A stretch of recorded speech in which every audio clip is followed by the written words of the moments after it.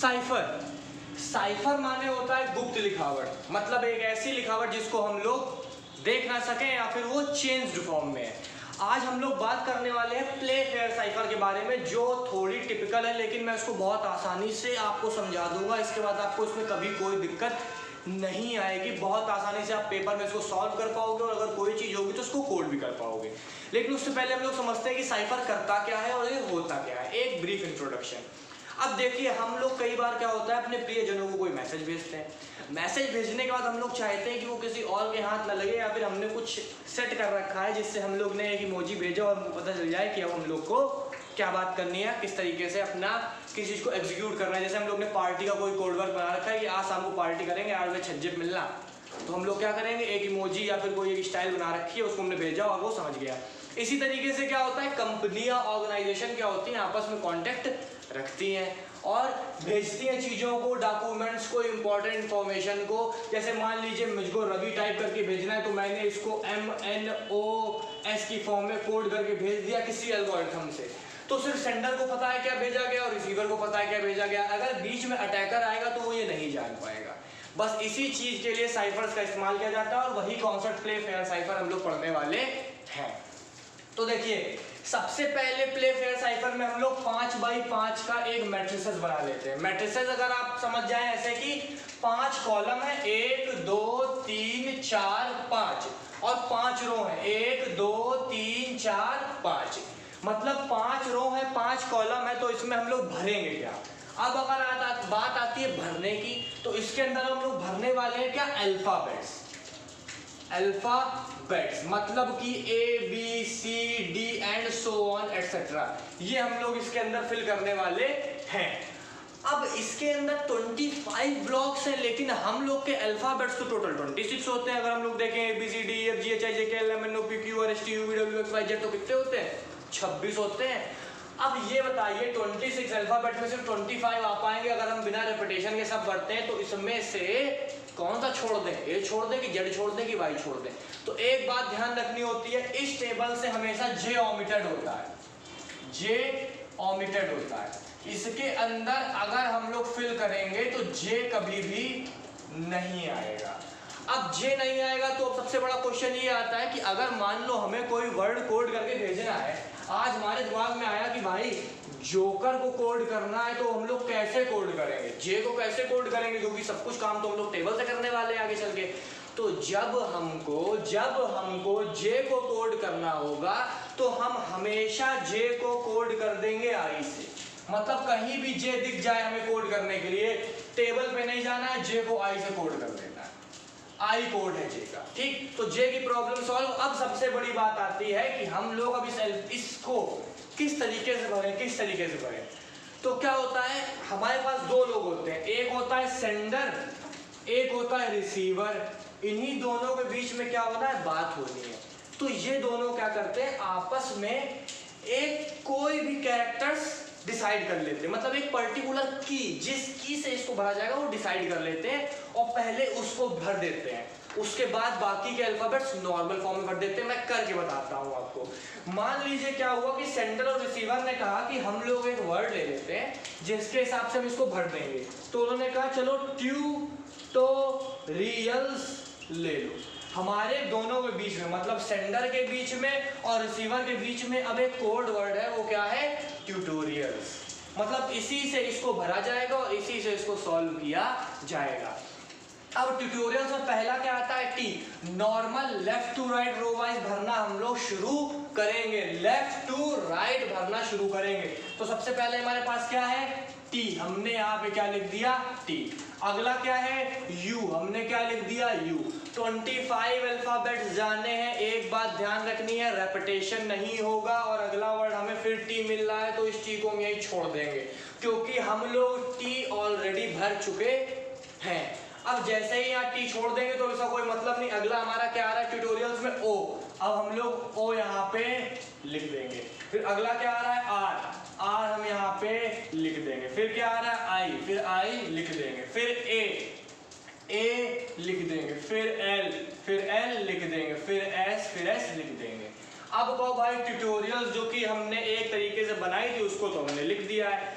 अब इसके आगे क्या किया जाएगा, अब इसके बाद ABCD जो नॉर्मल फॉर्म में होती है हमारी ABCD EFG HIJ KL MNO PQ RST, उसको भरना शुरू कर देंगे एकदम नॉर्मल फॉर्म में। पहले जो की बनाई गई उसको हमने लेफ्ट टू राइट ऐसे भर दिया एकदम नॉर्मल फॉर्म में। तो नॉर्मल फॉर्म में क्या, पहला हमारा क्या था A, लेकिन A ऑलरेडी प्रेजेंट है तो B नहीं है तो B लिख जाएगा, C नहीं है तो C लिख जाएगा, D नहीं है तो D लिख जाएगा, E नहीं है तो लिख जाएगा, F नहीं है तो लिख जाएगा, I है, देखिए I प्रेजेंट है, I प्रेजेंट है तो G नहीं है लिख जाएगा, H लिख जाएगा, J भर नहीं सकते, क्यों नहीं भर सकते, क्योंकि J तो ओमिटेड है, J का तो कोई यूज होगा नहीं, तो J के बाद K, फिर L लिखा हुआ है, L लिखा हुआ है नहीं जाएगा, LM नहीं लिखा हुआ है, फिर N O देखिए लिखा हुआ है, P नहीं है, Q नहीं है, अब देखिए R जो है वो लिखा हुआ है,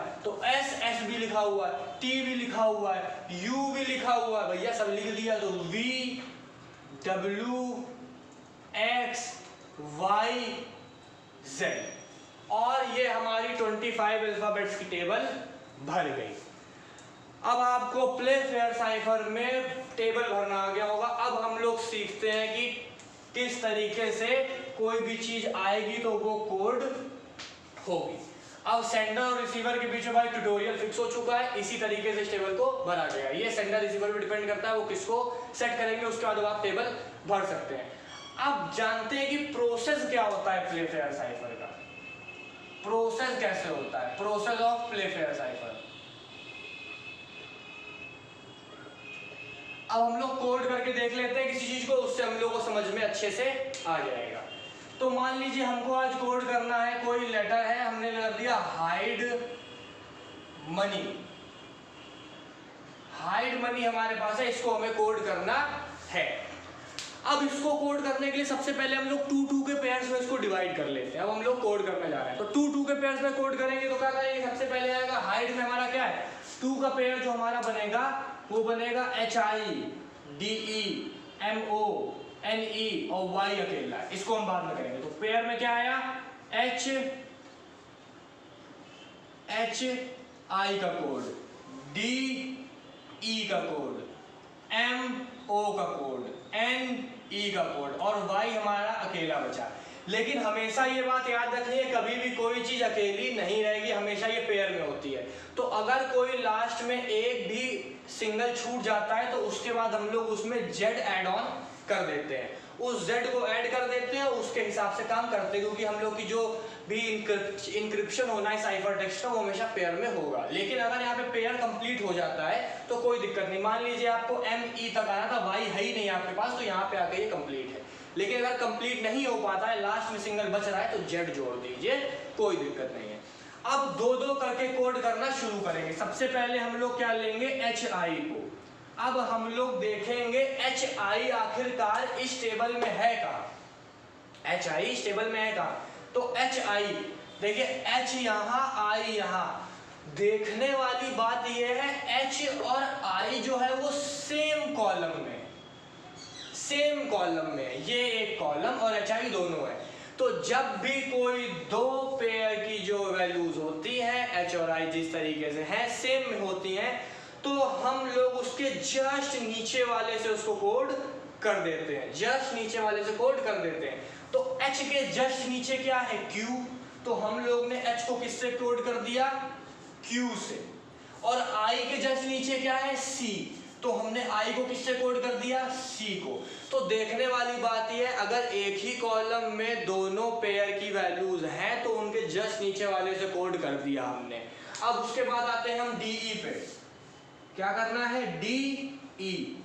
अब DE कहाँ है टेबल में, हमें ढूंढना है DE। अब DE में देखने वाली बात यह है कि DE जो हमारा है वो सेम रो में है, जो हमारी रो है वो है 3rd रो, और हमारी सेम रो में DE जो है वो प्रेजेंट है।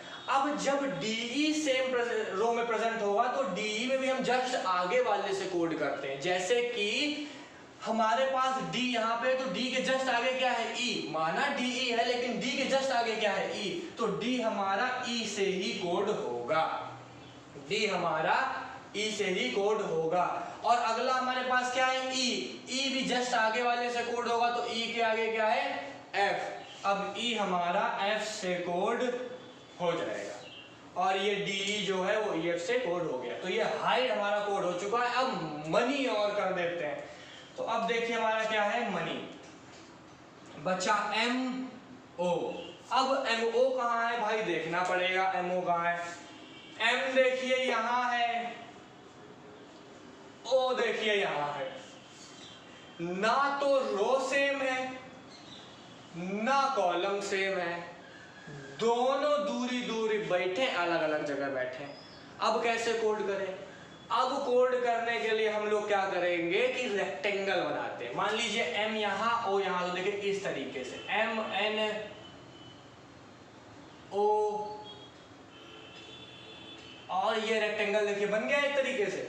तो रेक्टेंगल बनाएंगे तो एम के साथ ऐसे बनाने में क्या आ रहा है, एम के बगल में एन आ रहा है, क्या आ रहा है, एन आ रहा है। तो एम को हम किससे कोड कर देंगे, अब एन से कोड कर देंगे। इस तरीके से रेक्टेंगल बनाने में ओ के बगल में क्या आ रहा है, ऐसे घूमते हुए यू आ रहा है। तो हम ओ को किससे कर देंगे, यू से कर देंगे। तो अब एक देखने वाली बात यह है कि अगर सेम रो में नहीं है, सेम कॉलम में नहीं है, अलग रो अलग कॉलम में एक एक वैल्यू है, तो हम लोग रेक्टेंगल बनाते हैं और उसके बगल वाले को उससे कोड कर देते हैं। तो MO जब कोड हो गया है तो हम लोग आते हैं अब NE पे। किस पे आते हैं, NE पे। अब NE कहाँ है, अब भाई देखो NE के साथ भी वही लोचा हो गया है। N यहाँ बैठा है, E यहाँ बैठा है। तो अब हम लोग फिर क्या करेंगे, फिर हम लोग एक तरीके से रेक्टेंगल बनाएंगे। अब हमने मान लीजिए रेक्टेंगल बनाया, इस बार हम रेक्टेंगल उल्टा बना लेते हैं, वो आप पे डिपेंडेंट होता है। तो ये रेक्टेंगल बनाया ऐसे हमने, तो अब क्या हुआ, n के साथ हमें क्या मिला, m मिला कोड करने के लिए। तो n की जगह हमने क्या कर दिया, m कोड कर दिया। और e के बगल में हमें क्या मिला, f मिल गया। तो हमने किसको कोड कर दिया, f को कोड कर दिया। अब देखिए यहाँ पे आपको कंफ्यूजन एक होगा, f है ना, हाँ f है। तो ये कंफ्यूजन होगा कि आपने पिछली बार क्या किया था सर जी, आपको जब m कोड करना था तो आपने n कोड कर दिया था, o कोड करना तो आपने u कोड कर दिया था। इस बार n आया तो आपने ये क्यों कोड कर दिया। देखो भाई हमें रेक्टेंगल बनाना होता है, ठीक, रेक्टेंगल बना देते हैं। उसके बाद इधर वाले से रेक्टेंगल तो बना नहीं है, रेक्टेंगल बनाए इधर वाले से, कोड हमें किसको करना है, n को करना है। और सेम रो में हम लोग लेते हैं, इसमें सेम रो में क्या करते हैं, इंक्रिप्शन के लिए हम लोग वैल्यू लेते हैं। तो इसके बगल में सिर्फ m ही खाली है, तो किससे कोड करेंगे, m से करेंगे। और इसमें e के पास बगल में f ही खाली है, तो किससे कोड करेंगे, f से करेंगे। तो रेक्टेंगल में जो बगल वाला खाली होता है उसी से कोड कर देते हैं। अब कोई डाउट नहीं हो सकता। अब अगला जो हमारा बचता है वो बचता है y और z।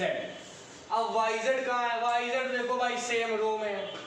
किसमें है, सेम रो में। सेम रो में हम लोग जस्ट आगे वाले से कोड करते थे, तो y के आगे तो तुरंत z है, तो भाई y को हम लोग क्या दे दें, z दे दें। और z के आगे कुछ नहीं, तो z के आगे जस्ट यही रो शुरू हो जाएगी v, z के आगे यही रो ऐसे शुरू हो जाएगी आगे, तो क्या आ जाएगा, z की जगह v। और ये हमारा हाइड मनी जो है ये कोड हो चुका है प्ले फेयर साइफर से। किससे कोड हो चुका है, प्ले फेयर साइफर से। अब अगर हम इसको एक अच्छी तरीके से देख लें कि हाइड मनी z और आ गया है, वो तो जब डिक्रिप्ट होगा तो अपने आप समझ में आ जाएगा z क्यों था। तो क्या हो जाएगा, QCEFNUMFZV।